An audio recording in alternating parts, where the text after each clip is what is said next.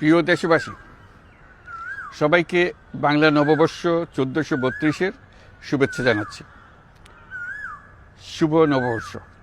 পহেলা বৈশাখ আমাদের প্রাণের উৎসব, বাঙালির সার্বজনীন উৎসব। পুরো পৃথিবীতে যেখানে যেখানে বাঙালিরা আছেন, আজ আমাদের সবার আনন্দের দিন, বর্ষবরণের দিন। বাংলা সাল গণনা শুরু হয়েছিল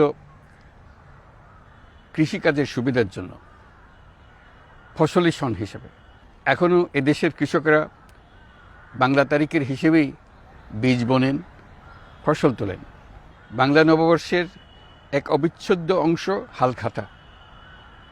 এখনকার আধুনিক সময়েও এখনও এই হালখাতার ঐতিহ্যকে ধরে রেখেছেন বাংলাদেশের হাটে বাজারে, শহরে বন্দরে। নববর্ষের বৈশাখী মেলায় বাংলাদেশের জেলায় জেলায় উদ্যোক্তারা সারা দেশে ঐতিহ্যবাহী শীতল পাটি, মাটির হাঁড়ি পাতিল, খেলনা, হাত পাখা ইত্যাদি তৈরি করে নিজেদের সৃজনশীলতাকে তুলে ধরেন এই দিনকে উপলক্ষ করে। বাংলাদেশের সংস্কৃতি ও ঐতিহ্য রক্ষায় এবং একে এগিয়ে নিয়ে যেতে আমাদের সবাইকে সক্রিয় ভূমিকা রাখার জন্য অনুরোধ জানাচ্ছি। আমাদের এইসব ঐতিহ্য যেন আমাদের নিজেদের মধ্যে সীমাবদ্ধ না থাকে, আমাদের সংস্কৃতি যেন আমরা ছড়িয়ে দিতে পারি বিশ্বের দরবারে। বছরের এই দিনটিতে আমরা সুযোগ পাই আমাদের সুদীর্ঘ ঐতিহ্যকে নতুনভাবে নতুন প্রজন্মের কাছে উৎসবমুখর পরিবেশে তুলে ধরতে এবং পৃথিবীর সামনে তুলে ধরতে।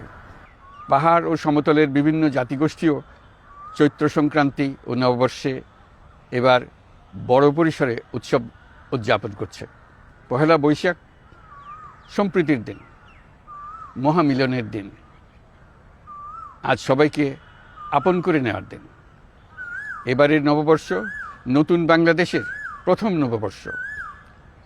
আসুন আমরা বিগত বছরগুলোর গ্লানি, দুঃখ, বেদনা, অসুন্দর ও অশুভকে ভুলে গিয়ে নতুন প্রত্যয়ে, নতুন উদ্যমে সামনের দিকে এগিয়ে চলুন নতুন বাংলাদেশ গড়ে তুলি। 24-এর গণ অভ্যুত্থান আমাদের সামনে বৈষম্যহীন বাংলাদেশ গড়ে তোলার সুযোগ এনে দিয়েছে। এই সুযোগ যেন আমরা না হারাই। বৈষম্যহীন বাংলাদেশ গড়াই হোক এবছর নববর্ষের আমাদের অঙ্গীকার। আমি নববর্ষের সকল আয়োজন ও উদ্যোগের সাফল্য কামনা করছি। নববর্ষ 1432 আমাদের সবার জন্য শুভদিনের সূচনা করুক। নববর্ষ আমাদের সকলের জন্য নতুন ও গভীর আনন্দের উন্মোচন করুক, এই কামনা করছি। সবাইকে আবারও আমার নববর্ষের শুভেচ্ছা ও সালাম জানাচ্ছি।